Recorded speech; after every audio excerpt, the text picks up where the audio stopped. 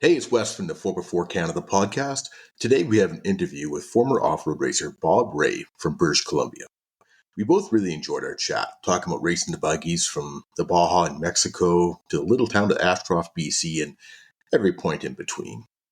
Bob started racing buggies off-road in the early 70s and retired from racing in the 90s.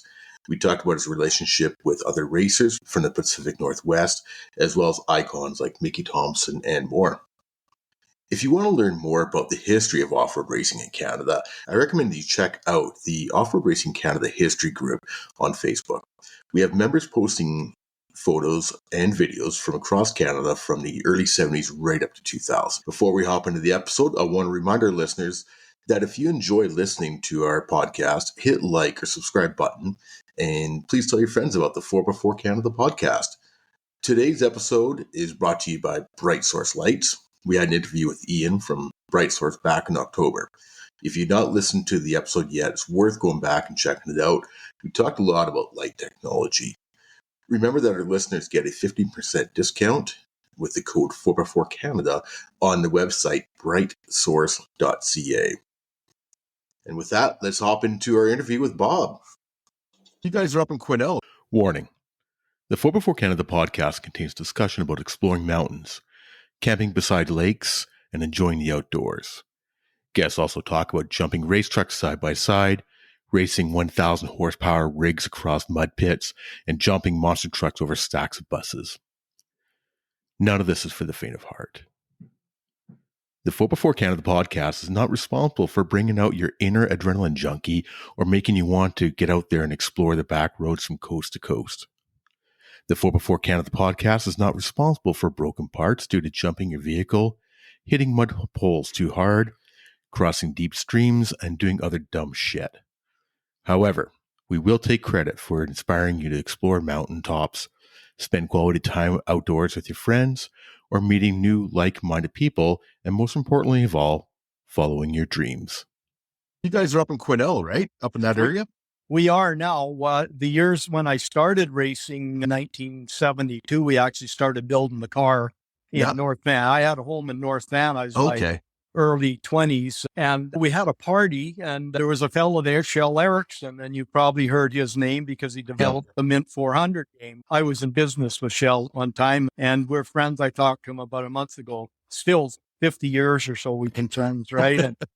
And so he was at the party and said, "Oh, we're going to build the car and go to the Baja 500." And he said, "You should come with us."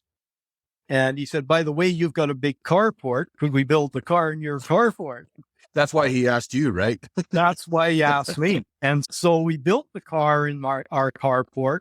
And he was with a fellow named Rocky Weinstein. And you might know Rocky. Yeah, I know Rocky quite well. He's up in Clearwater now.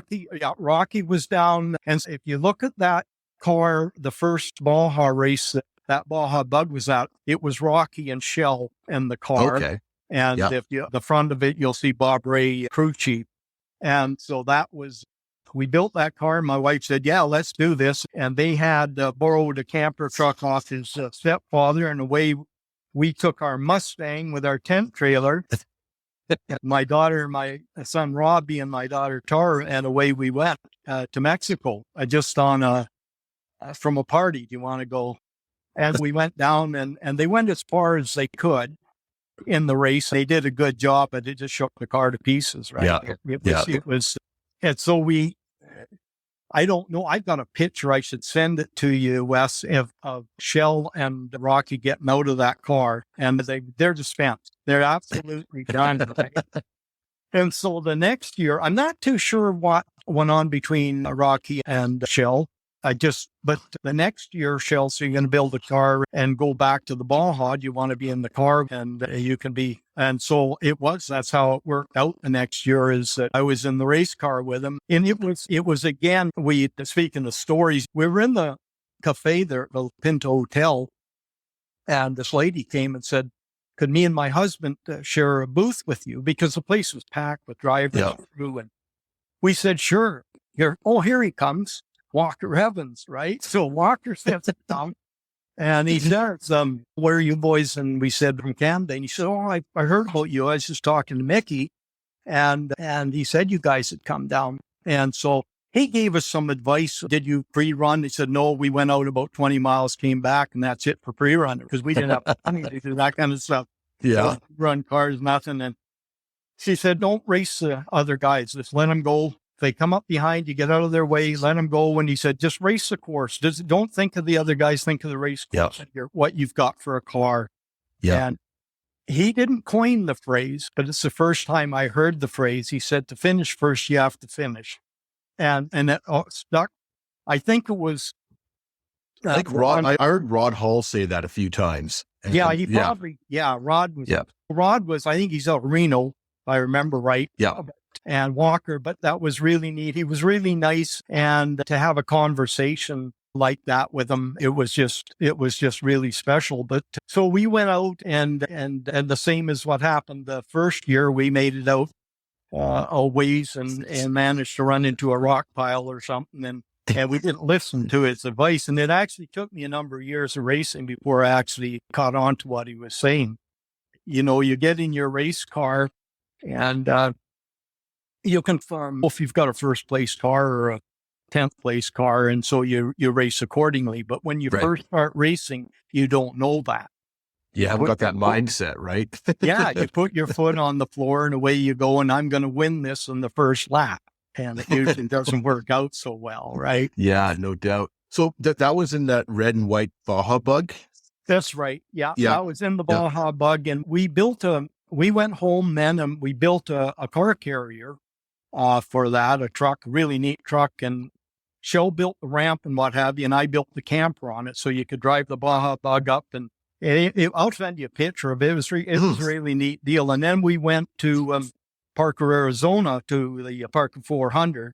And we were doing pretty good there. And we hit one of those drainage ditches, you know, that you don't see them in the desert when you're going across there. And this is one of the things about pre-running is you would have known that.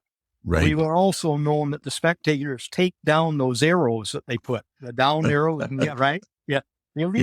The up arrows are all there, but the down ones, they want a good picture. And we went about as far in the air as you can go in that car. And you could actually measure 8 inches from the driver's side tire to the bottom of to the ground. They'd have bent the whole frame in that car. Wow. Shell, he got a ride in with somebody. I was out in the desert. And so I actually took the carburetor off, cleaned it. You used the electric fuel pump and that. And I cleaned it, put it back, and I drove the car in, right? And with that one oil up in the air. And so when we got back home from that, actually my wife said, because we had been looking at these single seaters, and she said, we should buy our own race car, Bob, and you just do our own thing. And I went to Sherman Oaks and I bought a single seat, a Panzer, very much like a Sandmaster or a Funko, off of a fellow named Frank Grabenstatter. And I brought that single seater home. And then we started racing a number. And that's actually the car that we took to the Mint 400 later on. But that was one of the pictures that you sent me, was a Mint 400 picture. Yeah. With a single seater. I'd gone up, I'd raced a few races, but then I think the first race I won was in the Kamloops 300. And I didn't meet him at that time, but Bob hadn't started racing at that time, Bob Nesty. But he was there watching and thinking, because I talked to him, and Bob is a great guy. And he said he was watching that race and said, I think I can do this. Can he ever? Rest his history with him. Yeah. I know Bob quite well. My parents raced with him in the obstacles and stuff like that during the 70s and that. And then he actually gave me my first job out of high school at his 4x4 shops. Him and Lynn are the nicest people you could ever meet. Exactly. Yeah. You were asking one of your texts about drivers and Bob I think is the best that came out of BC, in my opinion. That's my own opinion, right? And so I think he's the most consistent. He probably won more races than the most have ever dreamed of winning. And what I liked about Bob, and I saw him a lot of times at the track because we're friends, and people would walk up to him, I want to get into racing, want to do this, that, and he was always, he'd tell them, supportive. And you tell them first that you realize how much this is going to cost you. Right? So he was at that race, and at that race, Leonard Day broke his leg. He ran into a rock there, broke his leg, and I won and Don Bray won the trucks. And our money, we found out that we paid insurance. There was no insurance. Bob had nothing to do. That's long before he was from races, right? And so a bunch of us pooled our money and we got. So that's still back in the 70s? That was in 1979. Okay. Yeah. Yeah. And so then it said we got Leonard back across the line. His blue. They put a cast on him there at the Royal Inland Hospital and that. Yeah. And any money that was there, we all pooled our money, got Leonard down there, and then we got one of the guys that came up from Don Bray's crew, and that drove Leonard's rake back down. Leonard, I was racing down south there. He'd done that before in the Ball, and he had broken his leg down there, and I think they flew him out to San Diego. It was a really bad break, and so Leonard had a habit of doing that kind of thing, right? We run a race in Oregon. I can't remember the name, but I run a race that year in Oregon anyway, a trophy for it. And then we raced the Mint 400 in 1981. I'd left North Van and we'd bought a grocery store and gas station and a playland in Christina Lake. And maybe we should go race this Mint 400. And a friend of mine, Gardy Walker, had an enclosed trailer, and Gordy came, and Ron McGregor owned the garage there, and Ronnie came down, and we all did the best we could at that Mint 400. And it was quite a race there. We unloaded the car, went about 20 feet, and the tranny started acting up. Oh, no. Yeah. I thought, there's a lot of people around. There's just a lot of people in that race. And I said, we might not even race. And this fella said, why? Oh, the tranny. So come with me. I'll take you we'll go over to my house and we'll see what we can do. At his house, he owned a company that made those big signs in front of the hotels. Oh, yeah. He had this monster house and garage and a mechanic there because he had a race car. That guy took that thing apart and we were back on the road. And it was it was one of those races, though, that we got that going. I went to get in the car to take it for a little run, and they got those deals under the KC lights so they don't shine down on your face at night. Yeah. Little deflectors. Yeah, my eyelid, right? So I'm covered in blood, just bleeding, and this guy comes out and says, holy smoke, you need stitches. And I said, yeah, go wait at the hospital. No, come with me. Another guy like this, away we go. He walks into this clinic and right past all the people waiting. Hey, Dad, his dad's the doctor, right? Sews me up. And you're back on your way. We're back in the race. But it was that race is such an eye opener, Wes, that I think I was looking through my Mint 400 book here, and it's 700 or something entries. It was just so ridiculous. Incredible. Just like driving through a wrecking yard. Like there was just cars everywhere. And the only one I stopped for Mickey was Mickey goes back when we were racing the Ball Hall. One of the reasons down there was Mickey was at that time was Score International, was trying to create Score International. And he needed, I know he brought a guy either from Australia or South Africa. And then we were there, me and Shell and Ron before that, or I call him Ron anyway. Yeah. And so we got to know, I moved boxes for Mickey and helped him set up stuff, and Danny and his son, and John House, who built his stuff. And so we got to know all those guys strictly because there wasn't a lot of Canadians going down at that time.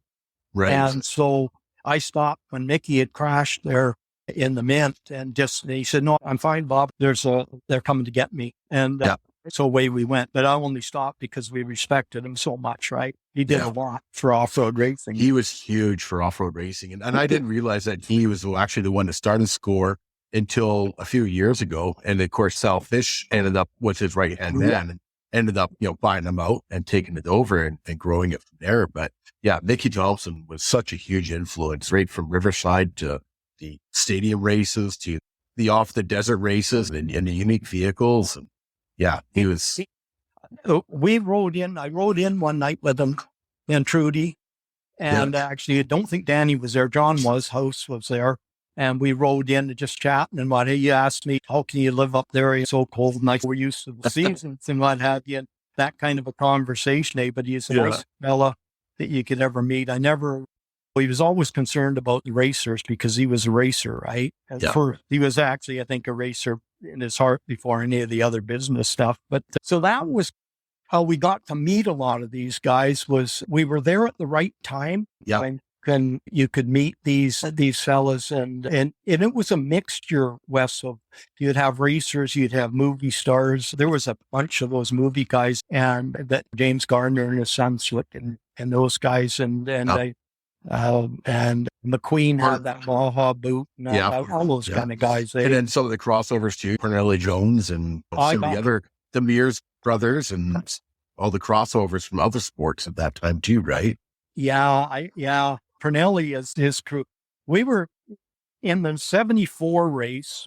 Pernelli, unfortunately, he was airborne, so he couldn't miss the guy, but the guy in the motorcycle and got in front of him, and the gas tank exploded, and Bill Strop threw the tank out in that day. And it was one of those, I talked to, they'd done some work on our car, the Jones's group, and I tried to pay him for that kind of a deal, and he didn't. No, he said the shock snapped by the arm load. Don't worry about it.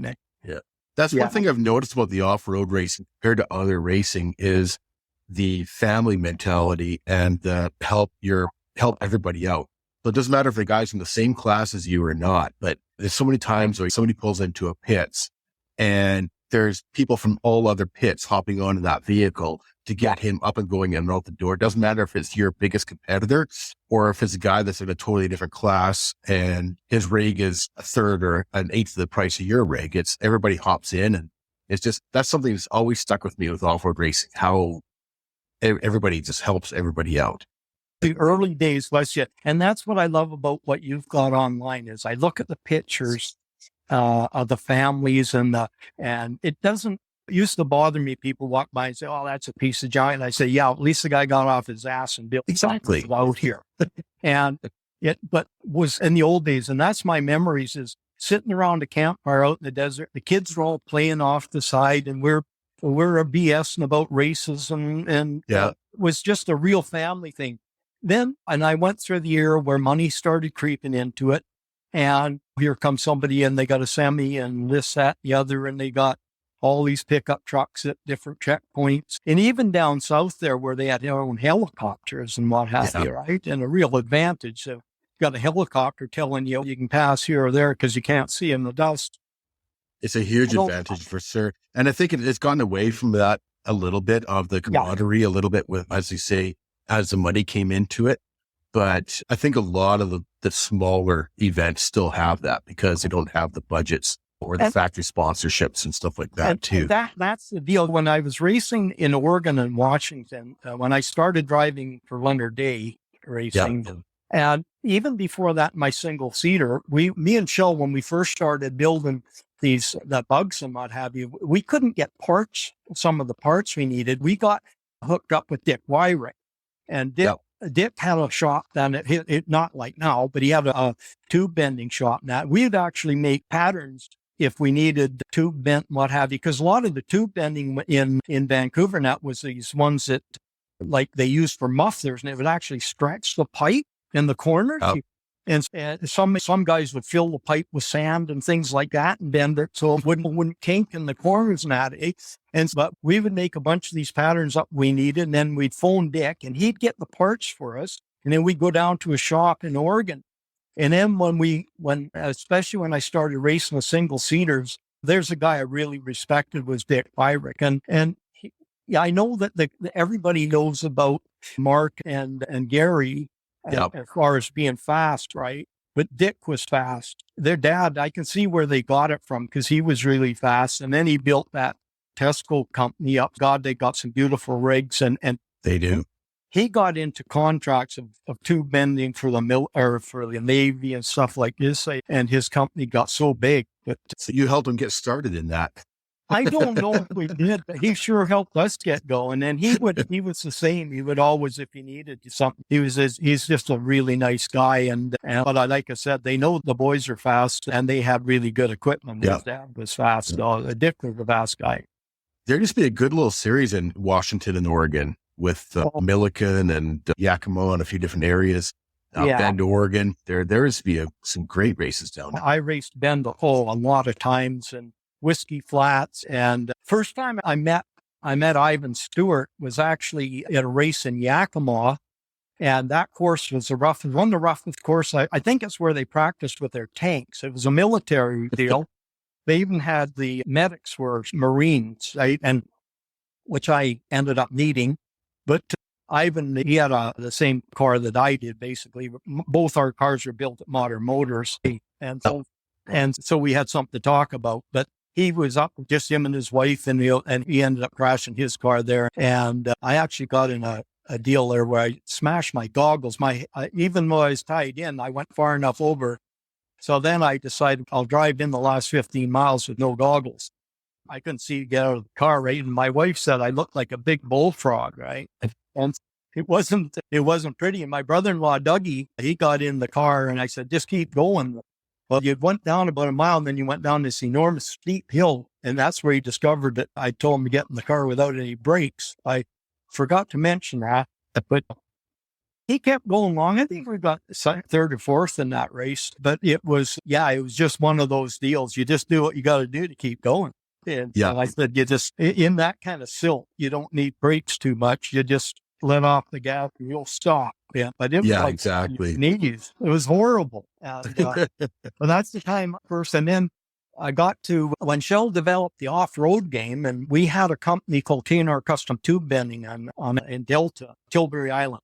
And we did roll bars. We built roll bars for trucks, push bars, what do you call it, boat racks, all of that kind of stuff. And then Shell developed that off-road game. And then that he moved down to Berea, California, where he lives still today. And I never realized that it was developed by a Canadian, the Mid 400 game. Oh, yeah. I never knew that. Yeah. And so he developed off-road game, and he used to, and one of his guys that advertised for him was Ivan Stewart, of course. So Ivan would be holding the off-road game. And so I got to, because I hung around with Shell all the time, I'd go down and help him with this shit. It's down at the Frontier 500, and he had a contest, and he had a lot of those Rod Hall and all those guys. And a bunch he wanted me to go. I said, no, I didn't care for playing that game that much, but I got two of them. Yeah. I'm in the rule book, a couple of pictures in the rule book. He mentions the fact that we started racing together, and it's a picture of us starting the Parker 400 in our bug and that. I never read the rule book, so maybe that's why I didn't know that. Yeah. So we're in the rule book, and he mentions it. Okay. Yeah. Like I said, we'd raced a bunch, but and so Shell had been, but then, like I said, we got the single seater. We did the Mint 400, and then I did some races there, and we've been 80.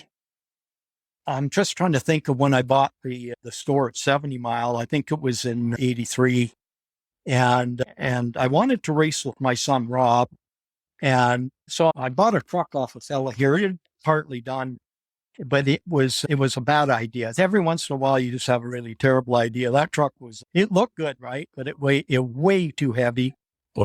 I always called it a water pipe special because it was just a ton. We had 16 shocks on that thing, didn't help a bit. And you couldn't take it off the ground, right? I did that first race. Do like I did in the buggy, but it just broke the front end on it, just collapsed. Yeah. And so then, next race, I can't take it off the ground, and I can't get it through the silt piles because it's 2-wheel drive. Yeah. And so it's so heavy. Yeah. I raced 4 or 5 races with Rob in that, and it was just so frustrating. I said, I'm not gonna race that anymore. And Robbie went down to work in the stock exchange in Vancouver, and lo and behold, Leonard Day phones me out of the blue because I just said I was just going to quit racing, and said he wanted me to test a car for him down at where the Hanford nuclear site is, run right along the fence line there, because a big helicopter followed me along there. They were waving at me, and I was just that's neat. It's neat to see. And so I got back home, and then he phoned and said, would you drive my race car for me? And I said, geez, I'll have to talk to my wife, right? And I said to Mara, and she said, we don't have to pay for it? I said, no. She said, yeah. You love racing. And that's the deal. My best friend up here in Quesnel is saying today, the whole reason that any of us that race is because of our wives and our family. Yeah. Without that, we're screwed. The support that the family and the wives gave was just huge, right? When my wife, four kids and a grocery business, gas stations to run, we had good employees. That being said, it's pretty unselfish all those years of that I raced her over since 72, 73 till 1996. So a lot of years. Did she ever hop in with you? She did. She came to the Baja 500, and then when we went to Parker, Arizona, we were going to park. It was all planned. The car carrier was built. Car was ready to go. And I was riding to work across the Second Narrows Bridge, and I used to CKLG, and they had a contest on CKLG, and it was a guy would sing a song, and you have to say who the singer was and what crime he was committing. It was Roger Miller and King of the Road, and I hear this lady say, "That's Roger Miller, and it's B&E." And the guy said, "Oh, you just won. You just won $1,000. What are you going to do with your money?" She said, "I'm going to Parker, Arizona, racing." And then I realized, holy crap, it's my wife, Marcia. And she did. Yeah, she did. She was 3 months pregnant or something, and in the back of a pickup, they were out looking for us on the racetrack, bouncing around the back of that truck. Oh my God. But she didn't, a lot of the races up when I started racing in the Northwest, she went to very few of those races. Yeah. I'm not so sure as a spectator, it's not the best spectator sport in the world, right? Yeah. Yeah. You got like dust and then kind of loneliness as the race gets older and fewer cars. Yep. Yeah, exactly. It's but to go out every once in a while, still fun and support. And it's a trip away, right? Like going to Parker instead of being from BC, then it's a big difference, right? So it's just, and you get in some of these races. I was in a race that might have been Milliken Valley. It's down there somewhere. Every one of us was out of the race except Joe and Kai Cheney in their sportsman class. They won first over Joe and Kai. You talk about guys that are just no quit. They could fix absolutely anything. And they were, I think, he was running the 1600, just wouldn't quit. And they just kept going. And that's the thing about racing is it takes a long time to realize you don't just get in and just put your map and away you go fast as you. And these guys would just outlast everybody. And that's a lot of the races that we won. We were the last guys going. Yep. And, well, especially vehicles back then. I mean, we're talking into the 70s, into the early 80s, where that was long before coilovers and bypasses, and tires were stock size tires or maybe a 31-inch tall tire. Yeah. Now buggies are running, 37s and things like that. And trophy trucks are running 40s and all this wheel travels. To be honest with you, it's a totally different style of racing. Yeah, my buggy was 6-8 inches of wheel. And now all of my friends, I talked to Gil Hudson, all these kind of guys that were, and they all had back problems. Leonard, he was all crippled up from his broken legs and what have you. I was surprised when Leonard phoned me because, and I don't know why he did that, to be honest with you, why he wanted me to drive his race car, but it was, I do in a way, he needed somebody that he had a certain way he wanted his car driven. He's paying for it. And Leonard was one of the promoters of the races there. That's what I was going to say. He was out of Washington, right? And he was. He was in Renton. Yeah. And so that was one of the things he said that what I don't want you to do, Bob, I need all of these cars coming back. I don't want you, because there's guys that go nerfing, right? They almost take a joy. Oh, I'll rip the engine of that guy's car. That wasn't a no for me as to, you can pass the guy, but you can bump him, but don't try to smash the car. Exactly. The next race. So that's how and it might have been the best thing because it actually slows you down a little bit to where you're actually thinking rather than just reacting. And so it as a result, we won the championship once or twice. So yeah, I know I won it. I think it was 1990 against Todd Francis. And yeah, Todd had a really nice car and we were tied for points. I'd won 2 or 3 races that year. So had he. And so we're tied for points. And I was wondering, I don't know how I'm going to race this guy tomorrow thing. And then somebody said, give us a hand. Todd just fell and he'd broken his leg. And, and go over to the hospital, and I think they had a old Baja bus or something. They put him in there and took him there. And I said, I asked this crew guy, I said, who's going to drive Todd's car? And then he came back and he said, nobody. He won't let anybody drive his car. Oh, really? And so Leonard said, all you got to do is start the race. And you won the championship, right? Yeah. And it was, I was telling my friend Bob that I got paperwork in since I talked to you, I started going through some of these old papers and that, and there's a contingency thing from the tire guy, money wise. And I won the champion. I got $45.50. Todd got $19. So don't get high rollers. Don't get into off-road to make money. Exactly. Yeah. I want to race down there though, way back in the day, where I actually made over $500. So that was pretty good. And that's American dollars. Yeah, and I beat Dick Wyrick and Dale Hodson and Joe Kellogg and Kenny Sonslow and the whole works of them there to do that, right? We were pretty damn lucky is what we were. But you're going back on all of those. I remember Leonard, he built this single seat car.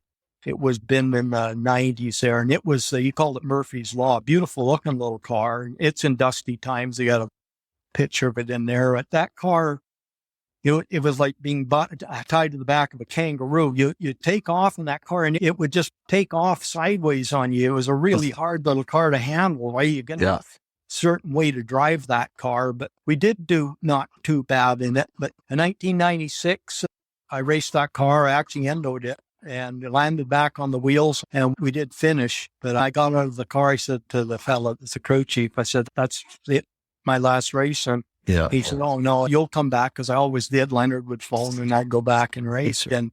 But that, I don't know, I just had it. And it wasn't down. Well, it was time. And then I was off for, 6 months, and I got a call from D. Payne in Seattle, and partner his had built a race car, and would you come drive our race car? And I said, no, I'm going to go on holidays with my wife from now on, and that's it.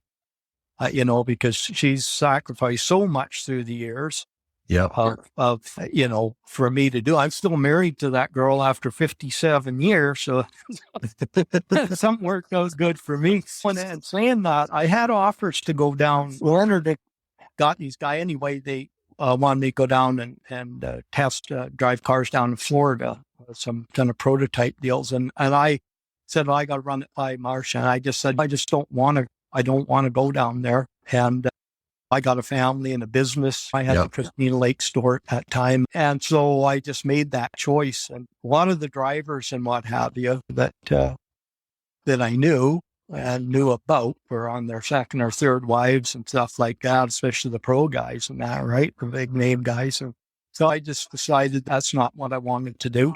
Yeah. It's when you find a good one, it's worth making some sacrifices on both sides, right?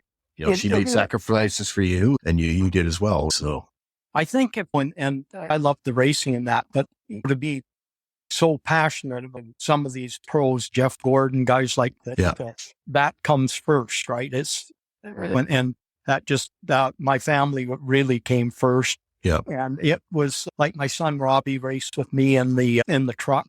And then when I drove for Leonard Day, he didn't want my son Scott was only 16, and Scott came to all the races with me, traveled with Dad. So Leonard said, no, he's too young now. So I talked to Earl Farney, Tacoma. I said, Earl, and he said, shit, yeah. He said, come on, Scotty, let's go. Next race, you're in with me. And Scotty raced with Earl. And Earl was one of those fellas, a great guy in that, but I never worried about having to beat him, because he beat himself just about every race. Right? You go too doggone fast, and then something. Like I say earlier, you got to finish these races in order to win. So that's exactly the whole secret to it. I don't think Earl finished one, but he was fast. I didn't even try to chase him down. Just let him go do his thing. And you ran both single seat and double seat cars. Yeah. Did you prefer single seat, or do you prefer having a co-driver with you? I had a fella that I call him Dr. D. He worked for Boeing. Anything in tube went across his desk, kind of a thing. And D was in the car a lot with me. and he couldn't see where the hoop, maybe that was a good thing, but he could fix a lot of things. And he's the nicest guy, but I really enjoyed having him. When I raced with AJ Cayley, and AJ was a really good driver, and we never raced together, like we were never in the car at the same time. Okay. So if it was 400-mile race, I always started to race, and then AJ would get in, but he was a really good driver. And we had different co-drivers. He had a friend of his that he was comfortable with, and I was really comfortable with D.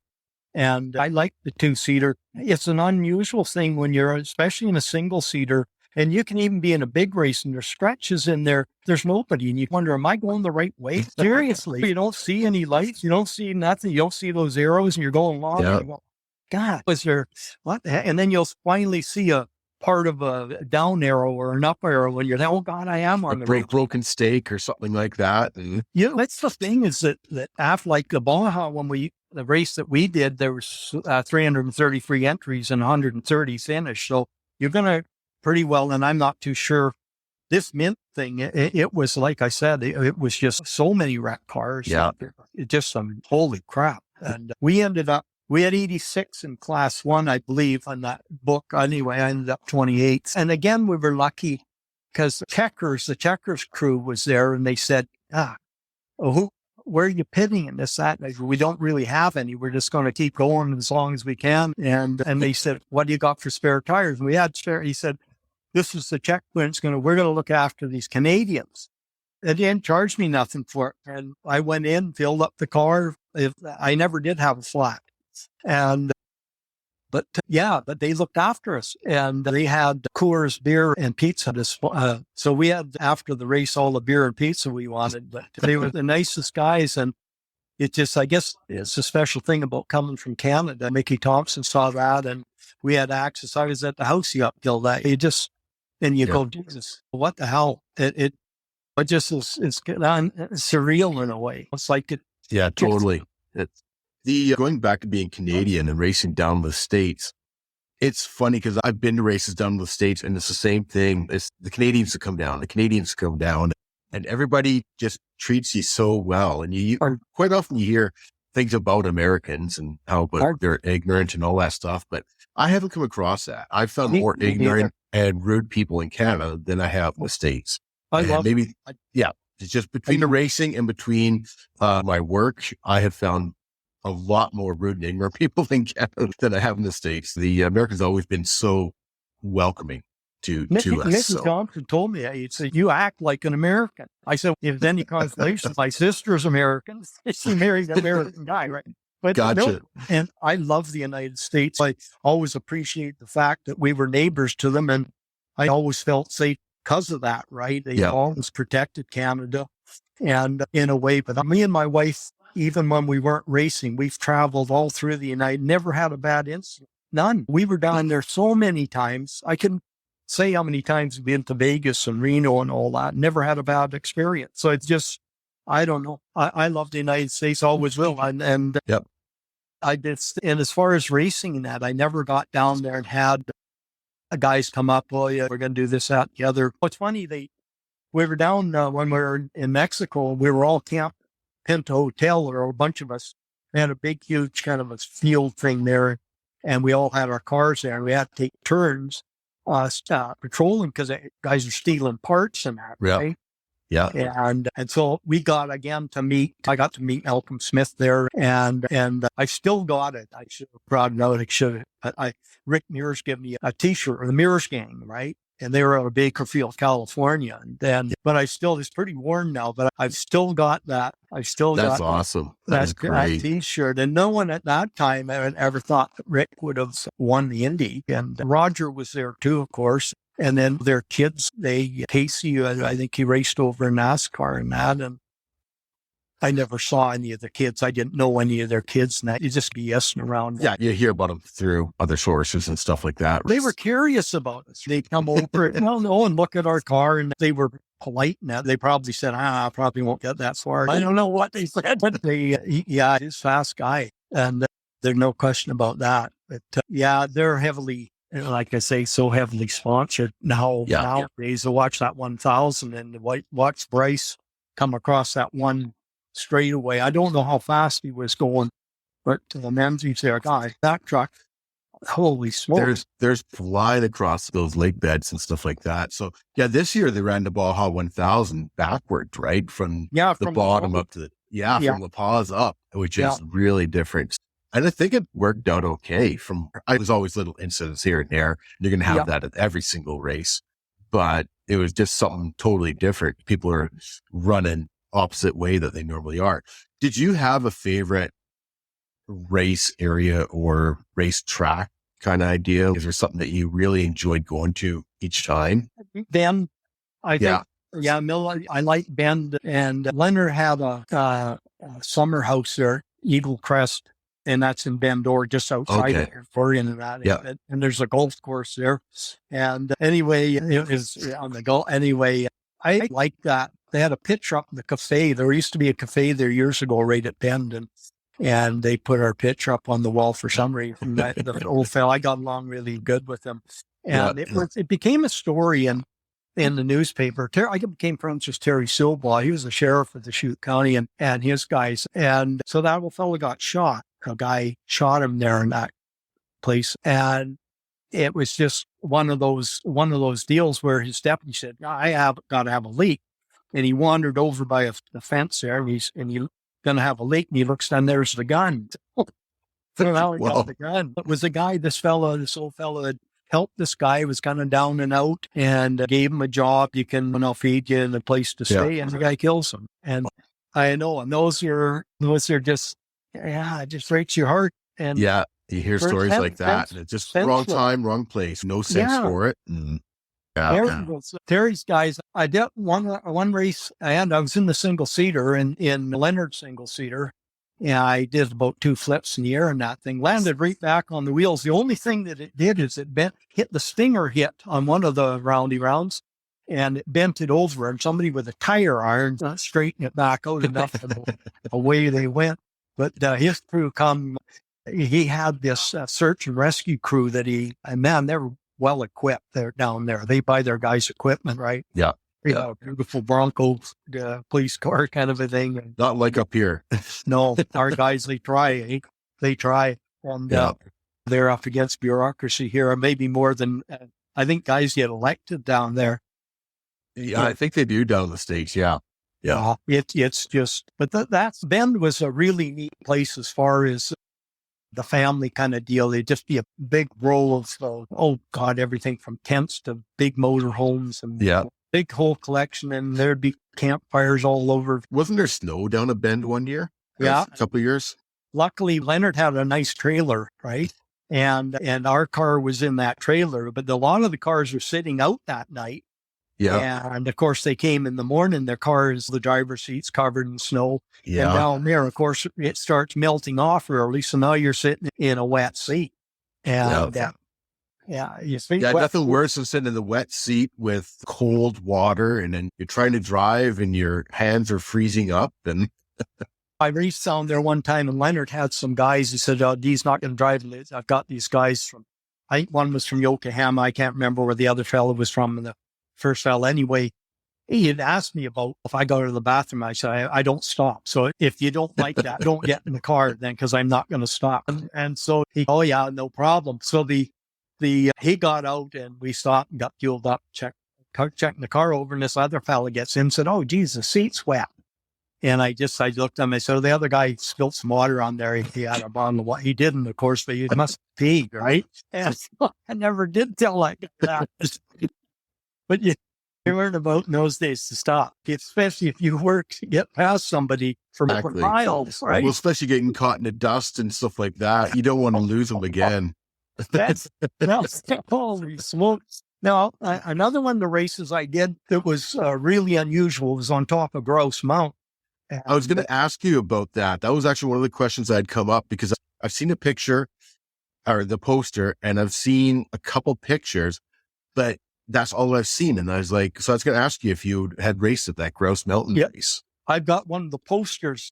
As a matter of fact, I had a bunch of trophies that got wrecked, and a friend of mine took the plaques off them and stuck them on that deal there. But so that race, oh my God, we get up there and what they'd done is they'd taken a cat to join two roads together, and they actually pushed a deal down, and then you come down this deal, and it just turned in, because it's all natural springs in there, that became a mud chute. You had no control over your car. And I hated it. Every time I come around, God, I got to go down that thing. And I hope that I stop at that bank, because it was just, you could see out there the whole city of Vancouver and that. And I'm just, oh my God. And down that chute you'd go, and you'd hit that kind of, and away you'd go. And oh my God, what a race. And I pulled up for a car. He was in some trouble, and the guy behind hit me from behind, and him and me both went down the bank. And that was it for racing for us. And there was another fella, another tragic story. I know, I'll tell it to you anyway, but then he was I didn't know him. He had a beautiful car, black completely, except for it had no stickers on it. Just, it had the other woman was the only thing on that. And I think he was from Tacoma, and he always stopped to have a beer on the way home from work, and he stopped at his favorite tavern. He didn't know that the bartender had had an altercation with a fella, and a guy walked through the door, took a shot at the bartender, and shot the fella right through the head. Oh, killed him instantly. But he was the nicest guy. He had a beautiful car. So we raced that doggone thing. That's another thing that Shell Erickson, right? Shell had done that, promoted that race on top of Grouse Mountain. And because Grouse Mountain is basically right at the verge of Vancouver, and it's a big tall mountain. They got the ski. That was all before the ski stuff. I assume, right? Yeah. Okay. Before the ski hill. They wouldn't allow it today. I didn't think there's any way. And then Shell, he had some ideas for some novelty. He was the first guy to take wine bottles and put things like cinnamon hearts in them and hues. And he started a company. He couldn't get funding. The banks here laughed at him. He went down to Los Angeles, Varela, and the banker said, God, that's a really good idea. And Shell's really a good artist in that. Yeah. And he had shown what he wanted to do. Well, the guy says, as a matter of fact, I've got a friend who just built an industrial park. I think I can get you some space there. And next thing you know, Shell's in business, and he's making things and sending them all over the place. And that lasted for quite a while. I'm not too sure exactly what happened to that company, but yeah, Shell, like I said, he's just a really smart guy. And in that way of like the Mint 400 game, I'll just sit down. And he went to Andrew Zorn, he's the vice president. And Andrew was a neat guy. Of course, through Shell, I met him, and he ran the Mint Hotel. And Andrew drove a single-seater, similar to ours. He was fast. Matter of fact, I think in testing, he set the fastest time around that racetrack, and he'd race against guys like Bobby Farrow and guys like that. He was pretty fast guys. Bobby was really fast. I don't know what he was on, but anyway, he would quit. There's been a lot of guys restoring a lot of these cars lately. Like Ivan Stewart's car has been restored, and like Rory Ward and a couple of the other guys are doing some great jobs restoring some of these cars, like Mickey's old cars, the Challenger cars, and Bobby Farrell's, I think one of his cars being restored. And there's a whole bunch of them being restored now. And it's got to be neat looking back, having driven against these cars and used the same technology in that, and just watching how these things are being restored. Have you ever thought about going down to the Nora race where they're racing some of these cars? Yeah, no, I got another offer actually to go. And so I would have been, what am I now, 76. So I would have probably been, say, 66. Yeah. And a fellow wanted me to go and race in the sportsman class and what have you, and the old buggies. And I said, no, I heard enough as it is. I don't want to. And my wife, Mar, didn't think, she said, no, I don't want you to. Yeah. Because I'd had a couple of heart attacks back in 2006, and she said, I just don't want you to do that, Bob. You've done that. And that's enough. So that was that. It's definitely hard on the body with these older vehicles for sure. Right. Yeah. You just didn't have the wheel. And most of us, you get the knees, the joints, even my shoulders hurt a lot, especially at night laying in bed. And it's from you're hanging on that steering wheel, and you've got off to the side. You've got a plate that when you're going to hit hard, you bear down on that plate and what have you, and bang, and that goes right through your whole body, and it's just miles back. So you guys probably weren't running power steering for the longest time either. No, not on my car. Not that. Now the single seater, of course, is standard transmission. I don't know that I don't think you could drive a truck you'd have to have automatic. I can't see how it'd be possible, to be honest with you. And like I said, the truck experience for me was, I loved what I did with the racing because I got to race with Rob, and I lost my son brain cancer.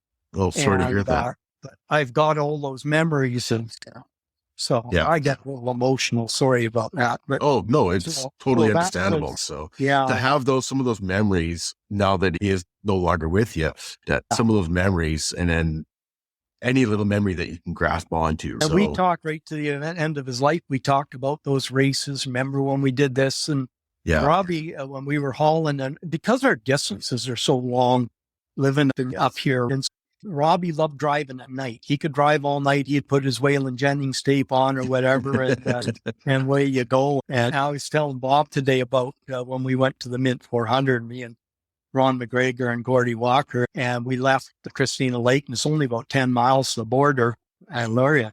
And when we got to the border and we were through, and we stuck in Willie Nelson on the road again, and of course, we changed the words to "Life I Love is Going Racing with My Friends. I can't wait to get on the road again." Right, and it was and those kind of memories of that.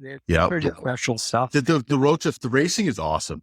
I've done the short course racing. I've done some distance racing and that, and everything from mud racing and different things. But to be honest with you, half the time, the more enjoyable parts, a lot of times, is the actual road trips and that bonding and then also that Saturday night sitting around the campfire kind of idea, right? Those are what makes the racing. Yeah. That's the best by far. That's the best part of the whole deal. The racing itself is a difficult part, especially in the bigger race. The Mint 400, when we left the impound area, and we did that parade through town heading to what was called the Speedrome at that time. And what the hell have I got myself into? There was just so many cars. And that was back when they did the parade through the old strip, right? Yeah. Yeah. And all those vehicles. Yeah. I've seen pictures and videos, and it's just, incredible. Hundreds and hundreds of them. And I got my Mint 400 book here. And it wasn't until my son said that when you're racing the 81 Mint 400, that Vanna White was one of the Mint girls. And I said, I didn't know that, didn't you? I said, I never. We, like usual, there's something on the car. And so we were pending to that, but I didn't. And I got a picture in the Mint 400 book of Vanna White. It's one of the Mint girls, right? And then, of course, she did a pretty good living on Wheel of Fortune. Exactly. Is that what it's called? Wheel of Fortune. Right. She was on that one for years. Yeah. But she started off as a model for sure. Oh, yeah. But those are, like you said, I remember throwing the football around the parking lot down there, and it might have been Frontier Race with Ivan and Baker, and there's just a bunch of guys like me that those guys meet hundreds and hundreds of people like us. Like Mickey would have met thousands of people like that, right? Yeah. But, like I said, because of Shell Erickson, Shell was friends with me. He's friend with all those guys. And so we'd go down to Brea and he'd have those guys like Larry Wilcox, he's an actor. Larry did his house, stuff like this. And it was, so I was just at the right place at the right time. And I think I'm probably Shell's oldest friend now, over 50 years. And he always trying to get me to go to California. You did last month too. You got something going on. You got to come down. I said, I'm not going to leave Canada now. Jeez. But it's nothing to do. He hasn't raced for years and years. Yeah. And his off-road game now, it's actually worth quite a bit of money on eBay and that. Yeah, I've got one sitting in my closet, and every once in a while we crack it open, but it's definitely a collector piece now. So because that came out 84 or something like that, 85. Yeah, it's got to be a way back in those days, and that was an amazing run he had with that. When like I said, the Frontier, I went out. He said, "You want to get in on this game?" I said, "No, I'll go help Cindy." So Cindy had a booth set up, a whole bunch of people did there, and she was selling the game and what have you, as his wife, And so we went and I helped Cindy do whatever she needed to be doing and that, and that kind of, and it's the same when we were helping Mickey and that. You're carrying boxes around in a grunt, right? Where do you want this? And that's kind of. But you're happy to help out, right? It's just really neat. It's just really neat. And then they were really good to us when we went down there. He did everything he could to make us comfortable. And if you need any, and he turned us on to, because he knew the guys at the light company and Bill Steen. And so we got some stuff too, right? And out of that. And Pernelli, first time we met him, and now he knew about it too from talking to Mickey. But he said, "Are you the guys that came down from Canada?" And we were a lineup actually. The drivers' meeting, there was 2 lines, and Jill went, "Hey, that's Pernelli Jones there, right?" Yeah, and it was and so we talked about that. And then he said, "Gee, that's a long pole. Holy smokes!" And we quite often had the longest haul like down, but then as it went on, there's just hundreds and hundreds of Canadians that have raced down south, and some have done very well, right? Bob did very well. And he did the Baja 1000. And then in the later years, they finished all of them. And in the later year, I think on the 4th one year, but in the later years with the Class 8 truck, they did quite well in the Best of the Desert series. And I think just my opinion again. I think if maybe not at our age today, but I think if 40 years old, if you put Bob in one of these trophy trucks, he'd be top 10. That's just my opinion. He manages a race course. He goes fast when you should go fast. He's got that all figured out because he's done it for so long. Yeah. And so he's really good at that. And he's smooth. He's very smooth. I've ridden with him a few times, and he's such a smooth driver. The way he sets up corners, the way it's just everything. He's just got that right. And he raced in Australia before he came here. I think road racing in that, because the way you can just watch him, it's just different than watching other guys. It's funny. I was talking with his son, Dale. Dale and us are still good friends. And Dale got into road racing, but he was still doing short course racing at the same time. So he'd race down a Mission, and the next week he'd be racing up in Kamloops. And he said that doing the road racing made him such a better off-road racer for the short course racing. It just, he said he learned so much. Like, he was already a good racer to begin with, but he learned so much in those 2-3 years where they're overlapping that it made him a better off-road racer, and also made him a better pavement racer. I never raced against Dale. They were kids like mine were kids then. But I had heard that Dale was fast and that doesn't surprise me at all, right? His dad is just like that. And me and my friend Bob here got to see Bob 2 years ago at the car show here in LaGuardia Park, and he won it with a car that he had, a beautiful. With that Ford, right? He's got Sunliner. Oh, beautiful car. Isn't that something? Oh. It is gorgeous. It is beautiful. If you look down it, it's perfect. It's just perfect, right? Yeah. But that's Bob. That's the way. That's the way his truck was when he came, and that to a race, and he is always prepared. And he'd be the favorite driver. Like, I met the other guys that I didn't know them. Yeah, they met, like I said, lots of people like me, Rod, all those guys, met them all. But I knew Bob, and so that'd be probably the favorite driver. Heck, I think so. Dale has basically a fab shop, and that's all he does is work on race cars and stuff like that. And he has just finished working on Tommy Moore's old Jeep. Oh, remember that CJ7 that Tommy had, which Tommy's from Quesnel, as you well know. And it's been around the block a few times up around in BC. Is that white? Is that white one? Yeah, the white one. Yeah, that white CJ7. Yeah. And Tommy bought it from the States years ago, and then Bob raced it for a couple of years before he got back into his truck. But Dale just put coilovers all the way around on it, and it's got a small block in it, and he's just done a whole bunch of work to it. So it's Tom down there to have a look with it. I think Tom has. Tom and Bob are still really good friends, right? They're still best friends. Yeah. So I'm pretty sure Tom's seen it, or at least seen pictures of it, because it's quite the transformation this rig's had lately. So it's pretty cool. Last time I raced Tom that I remember racing was in Ashcroft. Oh yeah. They had a race up in Ashcroft, and Tom had his Jeep there, and we did good in that. We led the first 7 laps in that race, and then had a valve cover. It's dusty times. That's where I have to go through it. I'm in a lot of dusty times. So I have to go through all these dusty times, and they've been stored too long. They get mineral there anyway. Yeah. it was in there, and it says that we did well up into 7 laps, and then the valve cover came and fried the engine. That's not actually what happened. That's what Dusty Time said. I think that's probably the story Leonard gave him. What actually happened is that he had a fellow, Randy Ransom, I believe his name was, a Washington State kid. He was a motorcycle champion kind of guy, and he wanted to, because I was complaining even back then, I was B88 or whatever year it was, and that I'd like to quit racing. And so he put Randy, I had a really big lead at that time, and he put Randy in that car, and Randy didn't understand the light system and that was in the car. He hadn't really pre-run the car, and he didn't know when this turns red, stop the car right now, just turn it off. Yeah. He thought, I'll just run into the next checkpoint, and it burnt the engine out a bit. Then gotcha. So the only one that was close to me was Gail Hodson. Gail, I could see him coming, and he had a really fast car. He built motors, right? And it's coming, and then I come around the car, and there's a big sand wash kind of deal, and the Lehman Brothers car is right in the middle of it, broke down. And they see me coming, and they run for the side, and so I headed right for that car, and at the last minute, I just made a quick left, and Dale took one of his wheels off, brakes, everything.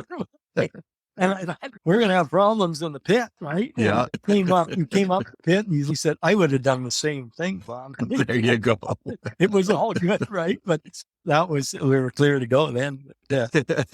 Yeah, I was at the Ashcroft race. I think they only did that a couple of years, but I came out and helped as checkpoints and stuff like that. Yep. And it was nice because it was so close. It was only an hour from Campbell's at that time. I was working for Bob. And it was nice because I could actually go to one of the races, because all the races down in Bend and stuff like that, I couldn't go to because I had to work and cover the shop. So it was nice. It was nice that it was close. Today, with that race, like I was driving Leonard's, that yellow 2-seater of his, in that race. And I can't remember at the end. I don't know if we were running the 2240 or 2180. We ran those engines, and we also ran a Mazda rotary. That was fast. We won a couple of races in that car because class races. But what happened down in South is Tom Scahill was coming up. I don't know if you remember Tom. Yeah. He just outmoneyed us. That's just the way it is. We couldn't keep up with that truck. It was a Chevy there. Yeah. He definitely had a bunch of money into that. Him and Don Romer coming up from California for those. Yeah. Exactly. Yeah. That's the thing, Wes, is that, like I was saying to Bob, money buys speed. How fast you want to go, right? And that's what it gets. The problem is that the more and more money you put into it, the more money you have to put into it. Isn't it? And today, if you think of us in Lynn Valley, say, and we build this car and everything in this hauler, and we're going to go to the Baja, just our traveling today at the gas prices, the hotel prices, the food prices, you just, man, oh man. And that's what's happened with these trophy trucks. You got to be a millionaire pretty well to run these things. Yeah, definitely. Because you're not going to. Even the Class 1 car now is grand. Yep.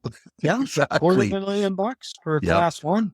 Yeah. And I went down to Primm in Nevada a number of years back, and I had a look at the Herbis.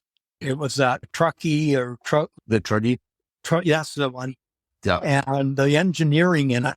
Oh, God almighty. We're not even close. Like it was just crazy. They had a place over in Thrump. They raced, I don't know if it's drag boats. They had a bunch of stuff there. They raced not only the off-road, that those guys got a lot of money.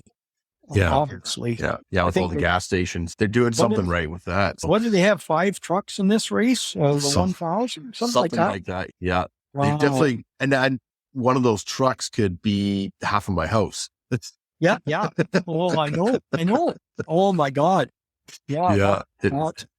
I can see why the side-by-sides have become so popular lately, though, right? As much as a lot of people don't like the side-by-sides, but in regards to the racing, but you can pick up a side-by-side for $20,000 and go racing. For 50, you could have spare part. You could have everything, the trailer, the whole deal, right? Yeah, exactly. And there's lots of places to get them fixed. They got races down south there. That's all that is racing is a side-by-side. Yeah. But those guys, man, they get those things airborne, don't they? Holy. Yeah. And some of them are expensive. Some guys, they'll put 50 or 70 grand into one. That's the whole, but same thing is you can start off in the lower class for a decent amount of money. Now to start off in the lower class, even a class 11 car can be expensive these days, right? It's just, if you even get into the races, that's like you said, to pull from Quesnel to Bend. I used to, like Leonard was pulling, and I had a deal down there. He told me, I didn't have enough time because I'm running our business at that time. I had the 70-mile store, and it wasn't until, okay, I'll come down. I'll meet you. I said, I'll meet you in Bend. And so me and Scotty, my son, we jumped in the truck and we got down there, and it was fairly late at night. So first time I got to see the car was when I got in the car. I got up in the morning, got in the race car, and I said, where's the hose from my Parker pumper? And, oh, God, it's hanging on the wall in the garage in Seattle. So they send a fella into Bend, go find a hose this size. They measure, in a secondhand store, he found a vacuum cleaner hose. Yep. And so they hose clamp this onto my deal so it won't fall off. That'll the car caught on fire. Anyway, the car's on fire. I've got flames whipping around me, and I'm trying to get the helmet off, and I've got that thing under the neck trying to get it. It's like my fingers swelled up like big sausages. I couldn't get that daggone thing undone. And I'm not saying nice things on the radio. And Leonard giving me, I don't swear on the radio kind of a thing. I have the car's on fire. The search and rescue guys got the car out. And then I couldn't get that doggone thing is hose clamped to my helmet. It's like a bad movie, like a Stephen King movie, right? The pure panic mode sets in, right? You can't get out. Holy moly. But it was, it worked out. I lost Leonard here a few years back. He passed away. Yeah, I heard that. Yeah. He had kidney problems and that, and all kinds of problems. But amongst broken legs all the time and stuff like that. And all adds up, right? Every time he raced, a neat little SS car there down in Mexico when he was racing. It was a neat looking little car. I don't know what ever happened to that one, but he was a pretty fast guy when he was a young guy.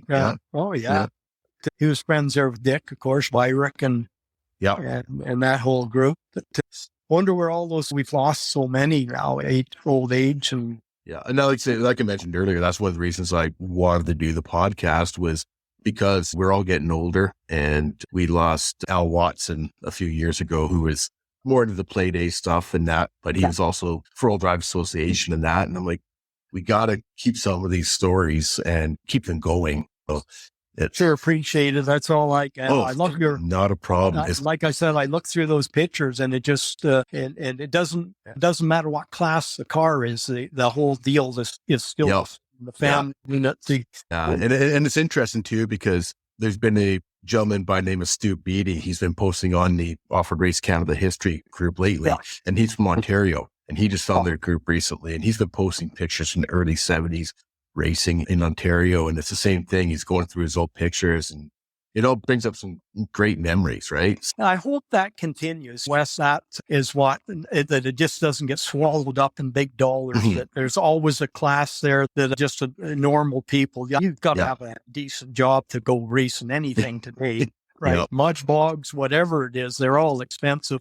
It is. But and it's. I think that's one of the few things, especially on the Canadian side of things, is that where there is racing, they still made it affordable because they've learned their lessons. They've gone bigger money. Say in Ontario, they've had some great turnouts in the 80s and 90s or whatever, and the economy went down, but they got a 1600 class there, and there's always 5 or 6 1600 cars. And fortunately, racing in BC's died off, but it's unfortunate, but insurance costs and volunteers are burning out and land. You can use what isn't farmland or First Nations land. And when I understand them protecting their rights, and farmers leaving gates open, smashing through fences, whatever, they don't need. And I get it for sure. Where guys, in a race in Washington, a guy hit a cow. Leonard was involved in that, but they had to pay the guy for the cow, right? To kill the cow and wreck the guy's truck. But so those are always concerns for sure. Definitely. They still have some good racing down on the island, though, down in Port Alberni. Oh, really? Yeah. They got it's wheel to wheel racing, and then they got sand drags and stuff like that, and team relays but yeah, they've got a really good wheel to wheel racing down there.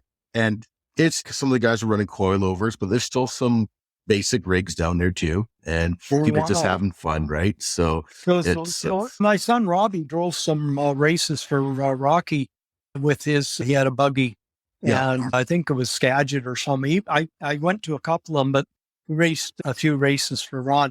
But he was a young guy, and they want to race. They don't want to hang around the shop in that age. So always that, right? Yeah. Bellingham had some great races down there. Yeah. Well, I probably kept you too long, Wes, on your. Oh, no, I appreciate it. No, this has been great. I really enjoyed you coming on tonight. Yeah, it's been great listening to some of the stories, and like I say, glad to keep them going. This has really been enjoyable. I appreciate what you're doing for. Not a problem. For the sport. And my mother's side of the family is all up in Quesnel, so I do have to go up to Quesnel sometime and visit my families. Give me a call. I'll give you a shout. I'd like to meet up with you guys, and I'd like to meet up with Tommy Moore as well, and visit with you guys more in person, right? Sure. Right. We'll do that, Wes, and thank you, man. Awesome. Appreciate it. Thanks, Bob. I'll talk to you soon. Okay.